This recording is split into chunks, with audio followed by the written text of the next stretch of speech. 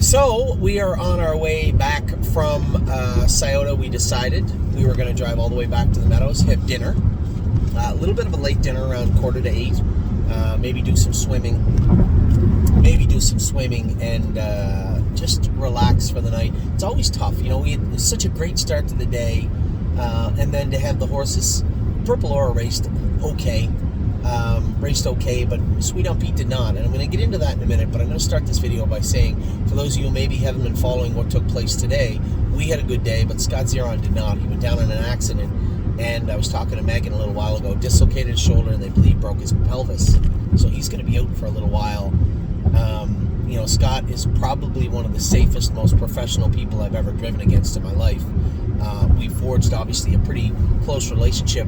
Before Scott Zeron was Scott Zeron, I knew him as Scotty. And, you know, a good kid that's done wonders as a driver so far in his career. And he'll bounce back, but how long that takes will be up to him and his recovery.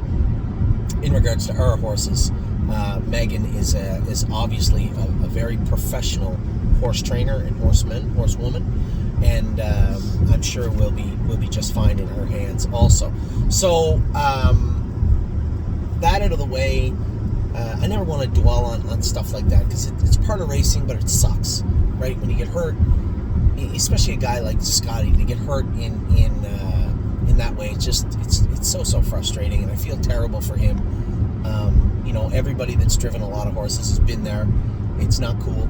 And it's not about the pain or anything like that. It's like getting hurt before the World Series, right? The biggest part of the season into the fall is coming up, and to be at Scott's level and to have to miss those drives it's very detrimental to your career. And as I said, I'm sure he'll bounce back. I'm sure he'll come back, and the people that have supported him will continue to support him on the track in the future, and us being one of them for sure. Now, how did our day go? Started off with some qualifiers at Mohawk. Our day started early. The McDonald family was into Northfield at 6:45 or at 1:30 in the morning and up at 6:40. Had a shower, went to the meadows, warmed up landing strip. Now, my intention with landing strip today was to drop the hammer a little bit on him. I was not impressed with his break last week. I didn't blame Mike Wilder. I think that maybe landing strip got a little bit ahead of him. He's one of these horses where I don't think he looked for a way out, but if he found an easier way forward, I think he might have latched onto it. I think he's at a point in his young racing career where he's not really sure if he wants to put forth a full effort. It's not a bad attitude or bad work ethic. It's just him being a steady, goofy colt. And, you know, Mike Wilder had said to me before the qualifiers, we went out of there and it's a new place, he said, and obviously he's a baby trotter, and I tried to explain to Mike, don't be easy on this horse. I'm not telling you to rough him up, but don't let him get ahead of you. He's a lot like Crantini in that regard, but now Crantini has realized how good he is, and he has changed as a horse, but landing strip is back pre-Crantini racing. This is how he feels and how he acts. Braces like this. Any of these studs that are talented, sometimes they're not focusing on things. This is what happens. So, you know, he said, you know, he went out of there kind of like he was drunk. And I said, well, I'm going to tell you something. Today is going to be a very sobering qualifier for him. And I went out of there with him, and he never even moved a muscle. He made front 30 seconds, and I'm thinking, I want to go a mile in 58. I want him to do it the right way. And obviously, I'm looking as we're coming in front of the stands. I know there's no one around. I can't hear anybody. I look at the stands. Only trotter that looks remotely good is Dave Pallone in the 2-hole, and he's not really catching up, and I'm just getting started. I get over the half, I'm thinking 59.3, it pops up 59.1. I kick the earplugs into the backstretch, and I sit the bit up in his mouth, and now he knows his business. It's time to go. We went 127.4. We come out of the turn again, and he went to dog it a little bit, and I roared at him and kind of growled at him and tapped him on the flank, and away he went again. Mile and 57. If he has a horse to race with and it's a racing situation, 56 was no problem for that horse today if he had to. And this is exactly what I knew would happen. I was thinking 58. I was actually happy with 57. But more importantly, he realized that it's game time. It's time to go. And I think the next time he races, you're going to see him much more focused and alert and attentive. landing strip. Man, I was really, really happy with him today. I was happy with everybody at the Meadows. Obviously, on August 1st, we have Leaps and Bounds going to Kentucky. Schooled her in 2-1 last half and 58 today. She was perfect. Sister Solange is in Friday. Didn't want to go a lot with her, but didn't want to have her sharpened up. Little mile into her. 1 mile and 2.8. Tim went a mile and 2.7, 2.8 with her. Said she was fantastic. But most importantly, it looks like she's put weight on. I said to Tim, I said, man, you're doing a great job with this filly. She looks like she's put 50, 70 pounds on. She looks good. So the mile went a good mile for her today. The way that the draws shook out on Friday was a little odd. Before I get to Scioto, I'm going to talk about the draws. Obviously, you guys have seen that now Carter Michael Dio is in the Peter Houghton. There's only 10 horses drawn in, but it looks like they may have given a horse or two a bye into the final, which I don't understand how you can do. They've had, 3-4 starts? Who are you giving a bye to? I thought it was a little bit odd that there was, but it looks like they've given a bye to a couple of horses into the final. Now, maybe they didn't want to go 2 6-horse fields, which I don't blame them. I support the racetrack. As horse people, we've said they should go 2 6-horse fields. But I do support the track, too, in understanding that they need to be full fields going behind the gate. We need to work together, and you can't have your cake and eat it, too, right? And that's kind of where we're at with horse people, as horse people, is that, yeah, I would love to go 2 6-horse fields, but at the same token, all right, if you're saying give 2 of them a bye, obviously Carter Michael Dio doesn't deserve a bye. I'm not trying to make a case that he didn't get one. Of course not. But I'm curious on what grounds that they would give buys into the final. But that's what it looks like, because I know that when White Tiger raced in the Houghton, they only had 10 that year and then went right to the final. But they didn't this year. We somehow have an elimination. So I think it'll be top 8, and they've somehow given 2 horses buys into the final. I believe that's how it looks anyway to me. Friday at the Meadows, they had 2 divisions of the Arden. For those of you who maybe looked at the early draw, like, oh my God, they raced for 42,000. No, they screwed up the sheet. They raced for 20,000. That's why one race went for 42 and the other one for 20. I'm hoping they go for 21, but they go for around 20. We entered 4 horses, counting Tim's horse. Bisco is in the second elimination. We entered 3 of ours in the Arden. I thought it only fair. Listen, you guys know that it's a very small group of people that own Enzo Aguayo, and I believe he was every bit as good as most of the horses in there, but he hasn't won a race yet, right? Tailgate Buzz has won 3. Austral Hanover's won 2. And Spitfire Overseas, I think, is better than those horses. And I know people don't like to hear stuff like that, but at the end of the day, more powerful. Tailgate Buzz has put it all together. Austral Hanover's a fighter. Spitfire's got more raw talent, but still, what he does with it will be up to him. Those horses went to the Arden, and I had sent a message out to our partners and just said, hey, I'm going to send Enzo Aguayo to the Maiden. I think this horse has got some real big fish to fry this year, and whether we race for 20 or 7,500, I would rather make sure we get off on the right foot. I was super impressed with his division of the Stallion Series last week, but I think this was the fairest way to go for everybody, because if I force our hand and say, okay, well, we're putting Enzo in, I don't want to race 3 horses against each other for 20 grand. That's silly.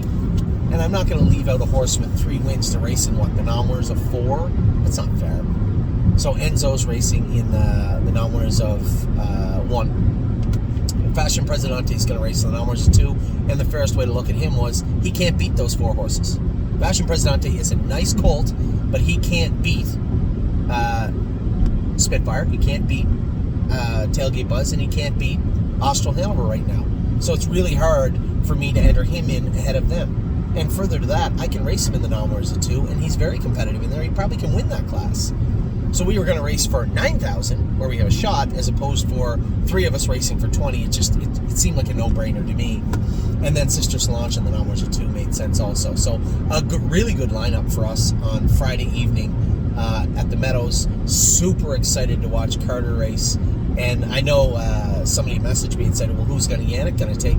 Yannick took Carter Michael Dio over Ronnie's other horse. I didn't realize when I saw the draw. By the time I saw the draw, Dave Miller was already listed on Ronnie's other horse, but somebody said, no, Yannick was listed on 2 of them. Which I don't know. It's a lie to you, it's a lie to me, but that's what was told to me. So excited. I didn't actually hear from Ron Burke today, but I can tell by the way the horses entered in the Houghton that he liked the way he trained. I'm going to maybe give him a call in a little while. That was the Meadows. going on in Ontario. Sir Strong, 2 minutes, last quarter 29. There's 3-year-olds in there. That horse did well today on Tuesday. What we might do is come back the following Friday in a 2-year-old qualifier rather than then end up with another Tuesday. Just want to give him the best chance he can to go forward. Those horses will probably look at the New Jersey Classic with them. Sir Strong, Landing Pad, Landing Strip. What's the other one? Landing Strip. And then your horse potentially too. There's a wide berth of options and places to race all of those horses, more particularly your horse, Brace. So, Sir Strong was very good. So was Twinbee Habanero. I would have liked to see 59, but James was safe with him. 28-4 on the end of it last quarter. Mile in 2 minutes. I was happy. Like to see a little bit more. By the looks of today, I think he's going to need another 2 qualifiers, and then we'll start. Twinbee Habanero up. Nothing But a Dreamer schooled well also. So happy with Ontario. Then we went to Scioto. Purple Aura raced as good as she could. Finished 4th. I thought she was 3rd from where I was, and I was more concerned with what was going on with Pete. I was a little frustrated. As I said, I don't want to dwell on Purple Aura. I thought she raced good. Those are 2 fillies that finished 1-2, are very tough to beat. We're going to have to deal with Alana Hill all year long. The other filly's a sire stake filly, so we aren't going to have to deal with her. Alana Hill is the horse to beat. When Sweet on Pete's on her game, she's the horse to beat, and Purple Aura is knocking on the door too. But they have to be on their game. They have to have a chance to race. Purple Aura was kind of on the inside, 4th on the inside, while the other 2 fillies were tangling. Sweet on Pete's a tough one. And I did another video before this. I told Amy it was too long, so I want to speed this one up. So I'm going to end with Sweet on Pete. I'm going to tell you exactly what I think is going on and what could be going on. Low Power Baby's racing right now, if you want to tell them. I think leaving the gate, I near lost her. Down the lane, she was rough, but she never offered to pace. She never ran, and she could have. So I think mentally, she's almost to where we had her. Physically, I don't see any lameness. I don't see any soreness in the way we saw her before. I think it was a combination of the surface and the footwear. And in the other video, I went on and on and on about footwear. And at the end of the day, guys, it's like this. It's easy to say, well, just take them off her. Take them off her. Put something else on her. It's much easier said than done, right? This affiliate won in 54-4 with those flip-flops on. With that grab on that track. Why didn't she today?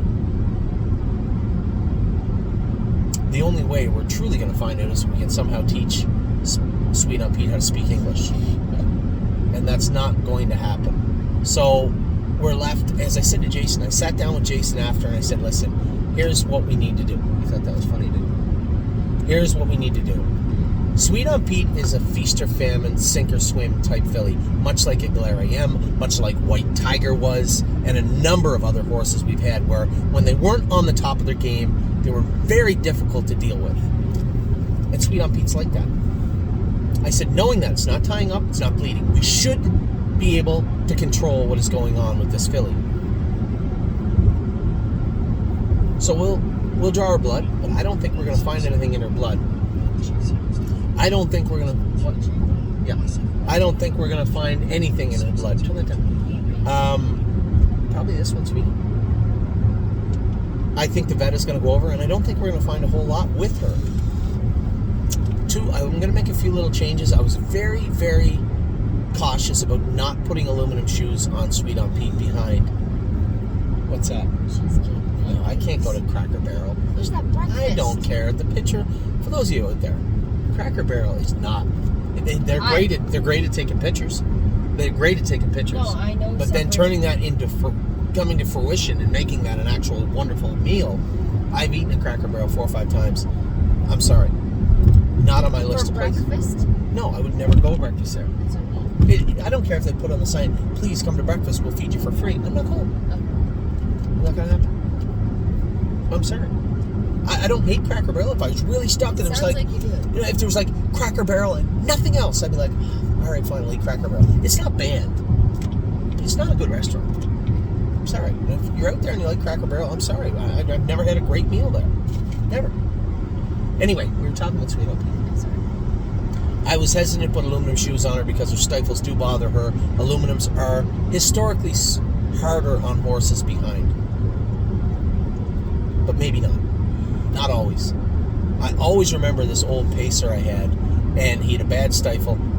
Left hind stifle was bad. A pacer, which is not often, not rare, not common. And the old man that had him had egg bars on him when I claimed him. And I had talked to a couple of people that drove him, and they're like, yeah, stifle gets bad. And, anyway, I put aluminums on him behind. We did his stifle, worked on his stifle, worked on his back, and the horse went straight forward, right away, bing, bing, bing, bing, bing, and never did get lame.